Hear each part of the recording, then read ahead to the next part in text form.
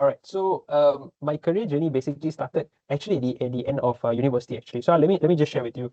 A lot of the things that I did at university, especially my extracurricular activities, like I spoke previously on. Okay, I used to post that on my LinkedIn account. It's I think very important that if you know students can actually get a LinkedIn and start posting of the things you do, because there are a lot of professionals on LinkedIn. When they see this post, you never know, someone might even reach out to you or even offer you a job. And but that's what actually basically happened to me because of all my postings on LinkedIn. Suddenly I got a message one day, and that person actually reached out to me. That person actually flew to Sarawak to meet me while I was still in university, interviewed me, and gave me a job. And that's how I actually joined my first organization, which was United Nations Global Compact Network Malaysia and Brunei. So by the time I graduated, at the end of graduation, I already had a job. By the time I finished my final exam, actually, to share with you, Amirul, I finished my last exam. I packed up, I flew back to here, and the next week, Monday, I was already in office working. Because simple thing, I posted about my experiences and someone saw it, and that's how you know things just happen. That's why it's very important to put yourself out there, and that's why it's very important to expand your network. Also, another thing, do not wait for people to tell you to do things. Take your own initiative to do things, and then you should post about the things that you have done and you have achieved. This is what employers like to see. So after I completed about nearly 2 years at UN Global Compact, funnily I suddenly got a phone call from one of my old bosses where I did my internship.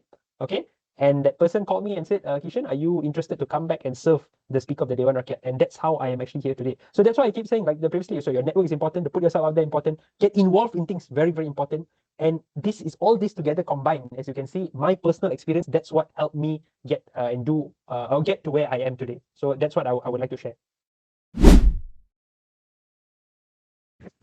All right, that's a very good question, actually, Amirul. So honestly, entering the working world as a young person, I am very, very grateful to my bosses, even my first boss who gave me opportunity and my current boss, because as young as I was, I think the difference is sitting in a room. Okay, even the first meeting when I joined my office, everybody else is a senior. I was probably among one or two of the youngest people there. But when my boss started asking for ideas and all that, even though how nervous or scared I was, I still spoke up. I still shared my idea. And because of that, my boss saw that. My boss gave me even more opportunities to do things. To the extent he used to send me alone to ministries to speak to them on certain projects and all that. And I can tell you, sometimes it's not that easy when you're young, because you will deal with a lot of different characters in the working world, a lot of different characters. But it's all a learning curve and learning process. There will be people who will tell you you're too young, you have no experience, you're this, you're that. But at the end of the day, make sure you're confident enough of the knowledge you have and what you bring to the table. And do not be afraid to share ideas and speak up, because that's when people can recognize you, and that's where people can see the potential, and that's where people can see what exactly you bring to the table. No matter how scared you are, it's nothing wrong to speak up. But I only could do this. I only could do this because at university I experimented so many things. I got enough of the experience and confidence from university days, because I met so many people, got involved in so many things, that when I entered the working world, I had more confidence to actually do that. And that's why I say in university, that is among the best period of your life. You got a chance to do anything in university. You can get up what time you want. You can go to class. You don't want to go. It's all up to you. That's when you learn to shape your character.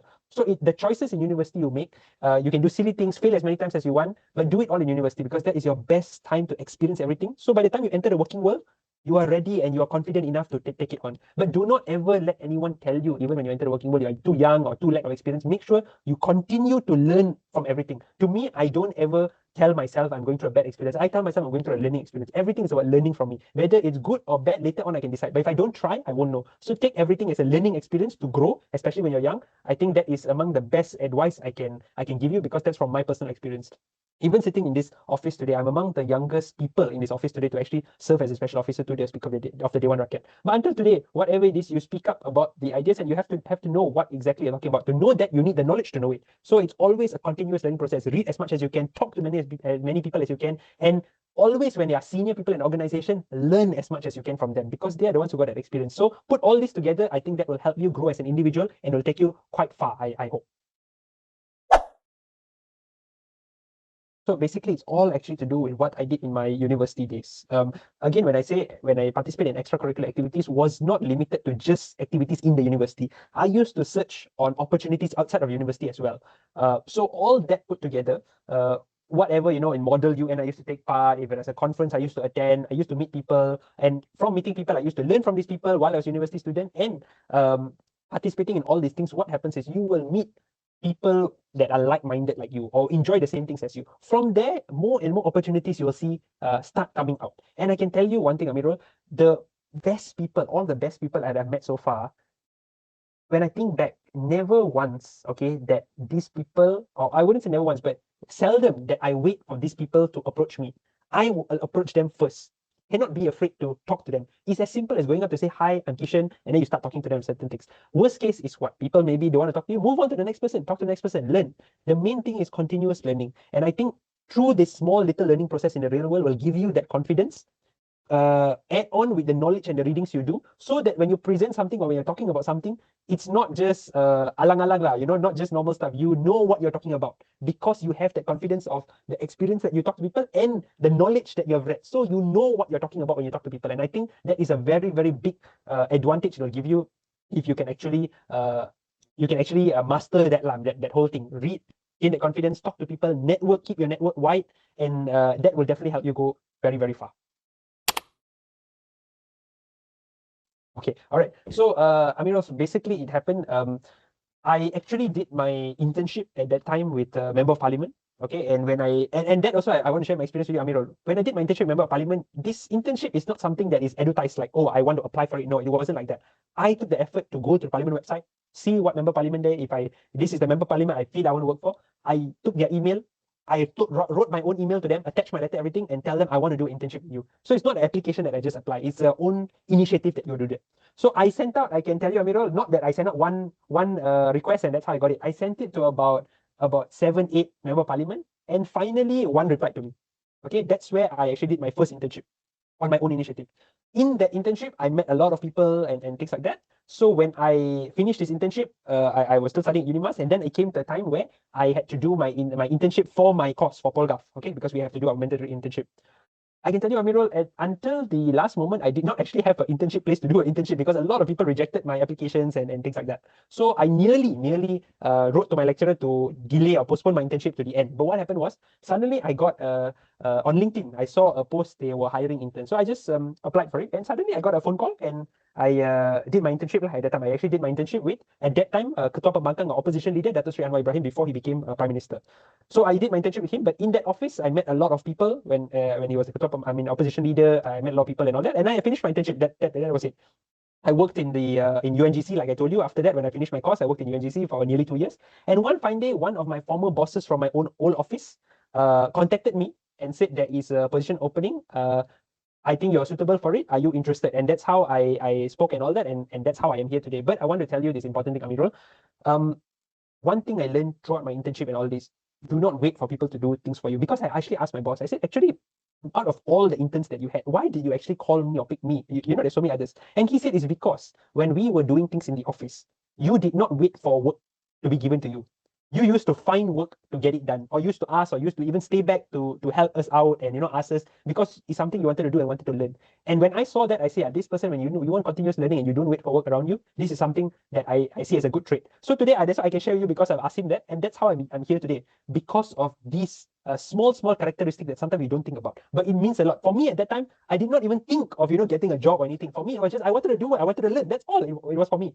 But you see how these small things suddenly takes you far or takes you into places. And that's how I am here today, because my former boss saw this trait in me and he gave me a phone call, and that's how I have ended up here today to actually serve the Speaker of the Dewan Rakyat. Okay, it's a very, very good question also, Amirul. Like I said, the reality of actually being inside here is, number one, you deal with so many different people, different characters, and I think one thing that we have to realize about politics of any country for that matter, not only Malaysia, political parties majority of the time have their own agendas. That's a given. So when we look at our government example for today, we have a unity government, right? We have to remember that all these parties, when they come together and sit down, number one, I think it's a good thing that actually different parties from different ideologies can actually sit down together to put the nation first. That's number one. But we have to remember that all these parties, they are different agendas that they bring to the table, and it's not necessarily a good or bad thing, but we have to respect that, because at the end of the day, these people and these leaders are only sitting there because we as the normal individuals voted for them to be there, and all of them were voted based on the area that they come from, meaning to say from the communities that they come from. So when we talk about politics, I think it's very important us as Malaysians to understand that it's not only about ourselves, but we have so many different states, including from Peninsula to Sabah Sarawak, and everybody, all these states, all these people. For example, one issue, okay? If you ask about one issue to different people from different backgrounds, they might have a different answer or different approach to that same issue because of their experiences, because of their backgrounds. So we need to understand that. And I think, to me personally, I think Malaysia is such a beautiful country in terms of how multiracial we are. And since independence until now, we can keep that and keep going. Many countries, I can tell you, Amirul, they wish to be like us, but somehow we just can do it, just can do it even without effort because of our tolerance, because of our respect with each other or towards each other, and because we are used to that way of life, because that's how we grew up with. But I think it's important to keep that intact or keep or understand that so that we can keep our nation like this. And I think that's where, when I talk about politics, I think it's very important to understand tomorrow all of us might have our own ideas as well to do things or how things we think are supposed to be. But we have to ask ourselves, when we plan certain things, do we take others into consideration as well? For example, the needs of maybe Penang might be different needs from Sabah and Sarawak, or Kelantan and Terengganu, or Pahang.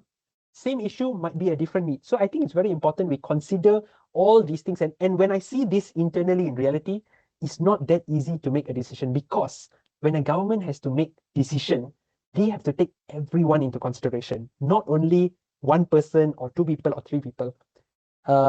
So I think it's very important that we understand things like this, and we keep it up of how we are as a nation, how our tolerance is, how we are, how multiracial we are, because I think that is one of our biggest strengths in this country. So I think it's very important to understand our history, to understand all these things, take into consideration all these things. And next time, maybe if we find ourselves as individuals unhappy about certain things, we should ask ourselves, why is it in that way? And can we do anything to change that? If we can, it's good that we can contribute to it. But if certain things you're unhappy about, you have to ask yourself, why is it like this or like that? I'm sure there's majority of the time there are reasons behind it. So I would say still it's not all gloomy or anything. I think the main thing is to have understanding one another. And I would say Malaysia has so much of potential to move in front, especially when I see the younger generation. They are so much more they have that spirit that we can take our nation far and forward. But we need to ensure we do not break what we have now in terms of, for example, we cannot take race and religious issues and just because of that break our country. We have to ask ourselves, how did our forefathers, since our founding father, how did they survive through all this process throughout until today? Because they understand one another, they had tolerance with each other. Amirul, I want to repeat, Malaysia is such a beautiful country, and we are so blessed by God, the country that we have. I mean, think about it. Our peninsula, Sabah Sarawak, we're surrounded by water. We hardly have any natural disasters. We have so much of natural resources. I think God really loves us as Malaysians. That's why He gave us so many things compared to our neighbors. So I think with all that given us as human beings in this country, us as all Malaysians in this country, I think we should start seeing how we should take this nation to the next level, how we should manage it better. And if the younger generation is unhappy with certain decisions our current leaders are not making and all are making, it's not wrong. It's good that they speak out. We want to produce more leaders that speak out like this. But they have to ensure, or our generation has to ensure, we do not repeat some of the mistakes that our old leaders have made. We should be better than them. Tomorrow, when we have the power to rule this country, I really hope that we can become the better leaders that we always ask for when we are young. I hope that we can become that. The things that we complain about today, tomorrow when we get the power to do things, we should not repeat those mistakes. But we should be better than what they were. And that's how we should take our country forward. That would be my answer, Amirul. Thank you, Kishan.